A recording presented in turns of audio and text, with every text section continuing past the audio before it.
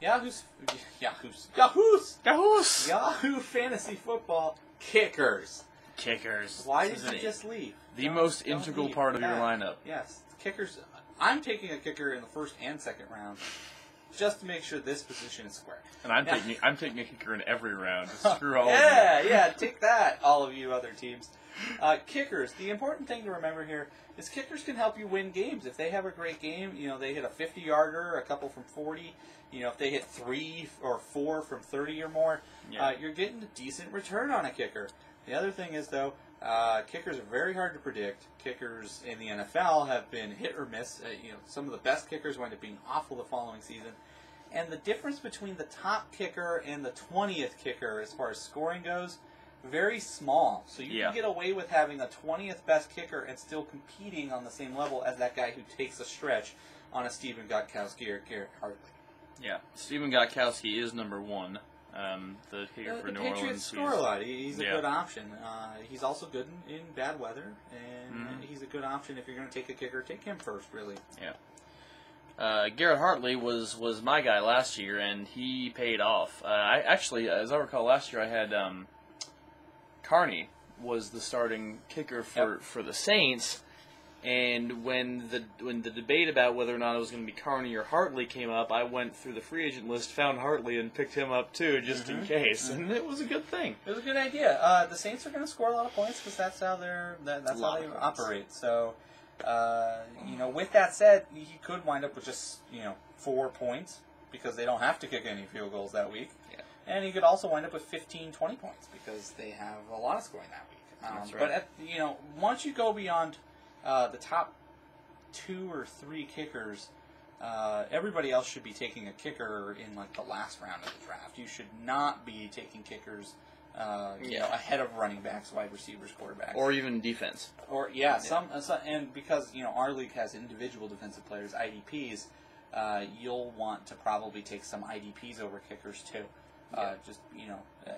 Kickers are really going to rival IDPs as far as production fantasy wise. Yeah. But you've got some of these high-scoring teams. You've got Stephen Gostkowski on the Patriots, Garrett Hartley on the Saints. You've got Nate Kading for the Chargers. As long as he doesn't suddenly have a mental breakdown because of how poorly he played in their final game last year, Kading's going to be great. I've got Mason Crosby for Green Bay. He's going to be really involved. One thing that people need to remember about Mason Crosby is he's one of the least accurate kickers in the league. Is he? Yes. He only hit, I think he was averaging about 75% on his kicks. But the Packers are going to score a lot. The Packers are going to score a lot. Out. The problem is you lose points if your kickers miss field goals. So you may want to stay away from him. Maybe go with somebody that might be a safer bet. Got Rob Baronis over in Tennessee. He's going to get a lot of extra points because they're going to score touchdowns. But I don't know how I feel about him.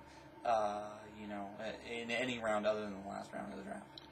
You got Ryan Longwell for the Vikings, who has certainly proven his worth, I think. Yeah, he's also not necessarily the most accurate kicker, so, maybe look at some of the other options out there, but we're talking about kickers here. So, again, 1 through 20, pretty much going to be the same turnout anyway. Lawrence Tynes, Ryan Lindell, and Josh Scobie are all kickers for teams that don't score a lot, or won't score a lot in all likelihood. I love Josh Scobie. The Jaguars are going to have to kick a lot of field goals, but he's also been known to miss a lot of field goals.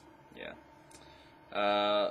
Sebastian Janikowski is. If you want a guy who can make them 60-yard field goals, take him. Take him, because he'll make that shit.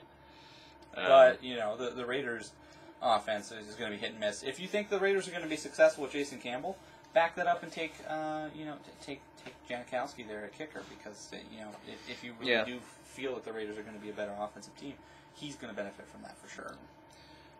John Casey for Carolina. He's Old Faithful. I think Carolina does pretty well this season. I think Casey backs it up with a very consistent season.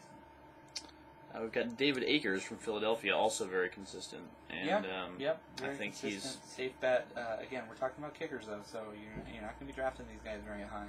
Yeah, Ryan Sukop from Kansas City. I would stay away from him. He's going to get a lot of field goal opportunities.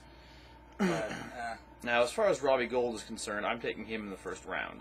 You got to make sure that some of those other teams like Polax from our league last year don't get Robbie Gould so early in the draft.